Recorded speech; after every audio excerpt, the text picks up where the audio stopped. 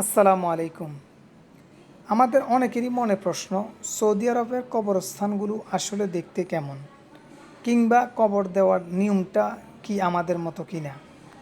আমরা আসছি সৌদি আরবের তায়েব শহরের আব্বাসিয়া মসজিদের পাশেই একটি কবরস্থানে।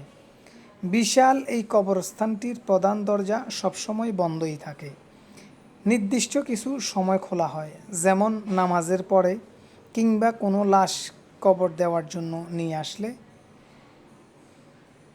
এখানে কবরস্থানগুলো দেখুন, অসংখ্য কবর আছে, কিন্তু কোনো কবরের চারপাশে দেয়াল করা কিংবা নাম, ঠিকানা, জন্ম মৃত্যু তারিখ লেখা কিছুই নেই। একদম সাদাসিধা কবর।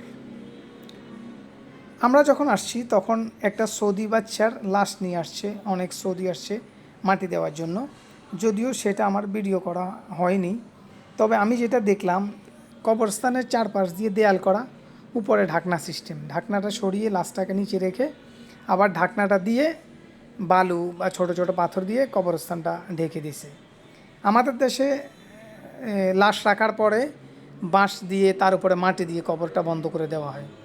তবে জিজ্ঞেস করে জানতে পারলাম, এখানের যে কবরগুলো, এগুলা 4 বছর বা 5 বছর পরেই আবার কবরটা ঢাকনা সরিয়ে নিচে পরিষ্কার করে নতুন করে আবার লাশ রাখা হয়।